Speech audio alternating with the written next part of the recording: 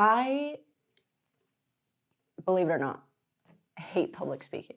I hate it. I am not good at it. The first time I went up there, I literally stopped breathing the entire time. Like 3 minutes. I was given 3 minutes to address the situation, and I just completely stopped breathing. Like, it just took me back to college when I had to do like public presentations, and like when I took public speaking, like my teacher always told me, you're a great public speaker. And I'm like, you couldn't tell I wasn't breathing? Like, what is wrong with you? But I just saw like an ad for it, and it was like, did you know you can speak to Raleigh City Council and get them to pass a ceasefire resolution? I'm like, all right, well, let's give it a shot. So I went, I spoke, and people were like in awe. And I was like, y'all, I didn't say anything special. I just gave the stats. I said they're native to the land. And I just asked them to be like empathetic. Like, people are literally dying, Kim. Why can we not recognize that? So I went the first time. I signed up a second time a month later because I was like, it's been a month. If they're not gonna, maybe I'll sign up and maybe it'll get canceled. Like, maybe we just won't have to go because they'll pass a ceasefire. Well, the second time I went, when I was on my way there, I'm told like they're gonna reduce our time from 3 minutes to 1 minute. And I was like, okay, well, that's un-American. Like, we're going to a government building to speak with our elected officials and they're gonna limit our freedom of speech? Interesting. So I gave my speech a second time, and I told the mayor, who has an Israeli flag on her Facebook profile picture, so she's openly pro-Israel. She sent a tweet about beheaded babies. Like, she is clearly brainwashed for whatever reason. And when I finished my speech, I told her, if you don't pass a ceasefire resolution, you can be prepared to be sick of me. And I can tell jokes, but I'll never tell a lie. So I had to make good on my promise, naturally. So I kept going back. And the more I went back, the sassier I got, because I started to professionally. Like, I was like very professional, very, just addressing the facts and the issues. And like, that didn't get across to them. The point of going to Raleigh City Council is so that our government, our elected officials in Raleigh, can pass up the, pressure to whoever's above them, and then get it passed up and eventually get to the president to call for a ceasefire. Well, the president called for a ceasefire and nothing happened. We'll get into that later. Besides the point, I kept going to Raleigh City Council, and then one day it was actually the Raleigh City Council that took place on the second day of Ramadan. And I was fasting, and everybody was asking me, like, are you going to go? Are you going to go? And I was like, honestly, I have no idea. Like, I don't want to break my fast in front of that witch. Like, I feel like I don't know. It's just like a bad environment. Like, maybe I'll break my fast and then I'll decide. Well, I broke my fast, and then I was like, I'll just go.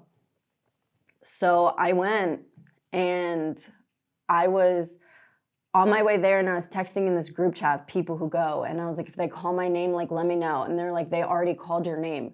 Where are you? There's only like 10 people left. And I'm like, I'm pulling up. I walk into the room. I didn't write a speech. I used a speech from the archives. And I walk into the room, pull up an old speech from months ago that I had written, and the last speaker on the schedule is speaking.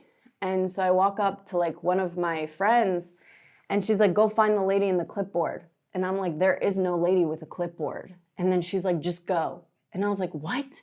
She's like, go. And I was like, no, I'm not the type of person to insert myself. If I'm called, I'll go. But I'm not gonna like just walk up and be like, excuse me, because I don't like the pressure of like all eyes on you. Right. Back to the public speaking thing. So I was like, no. And she's like, go. And I was like, okay. So I walk up to the podium, and I was like, hi, I'm a little bit late, but I was on the schedule to speak. And then she's like, okay, go ahead. So I give the speech. It's 1 minute and 11 seconds long because it was from the past where they only gave us like a minute to speak. Yep. Well, this time they gave us 2 minutes. So it's like, started out my speech, 2 minutes. What am I to do with all this time? Little did I know that that line would haunt me for the rest of my life. I go home. There's this, my hairdresser, she posts all the Raleigh City Council speeches.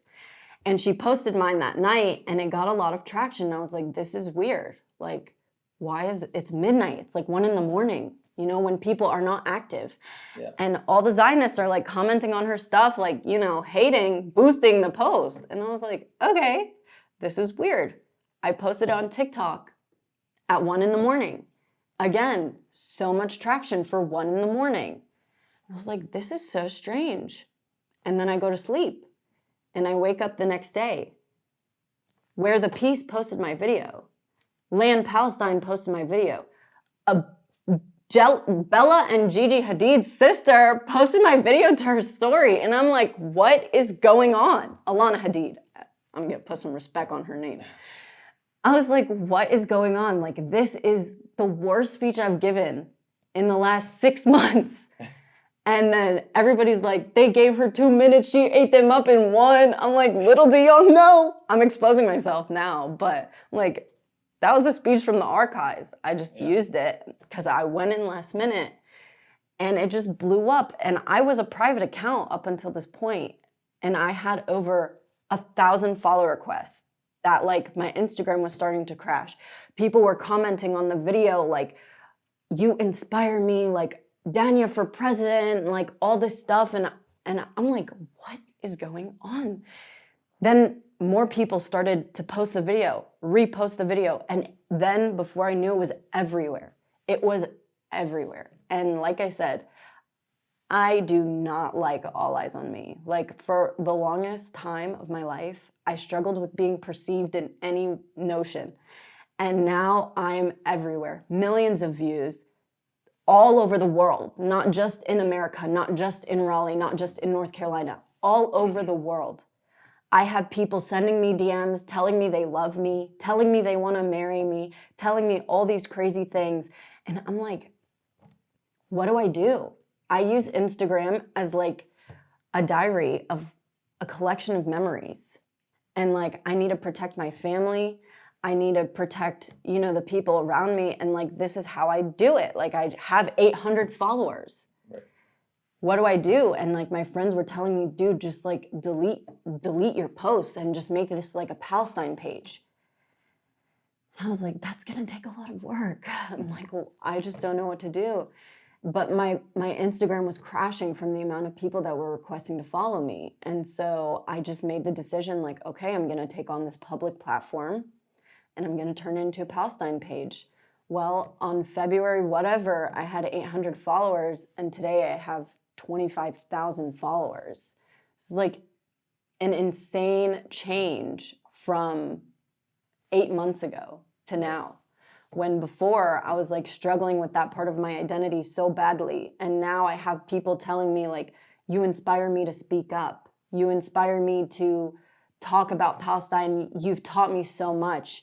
And I went from being the girl who couldn't public speak to being at the front lines, essentially, of the protests, speaking at protests, chanting at protests, being like my dad's Palestinian warrior daughter, like, and I've learned to, you know, take pride in that part of me, which is another big reason why I like am not afraid. Like I don't wear a mask to anything. Like I remember we went to the DC protest, me and my dad, and there was an interviewer who wanted to film him. And he was like, I can give you a mask if you want. And my dad was just like, I'm not scared.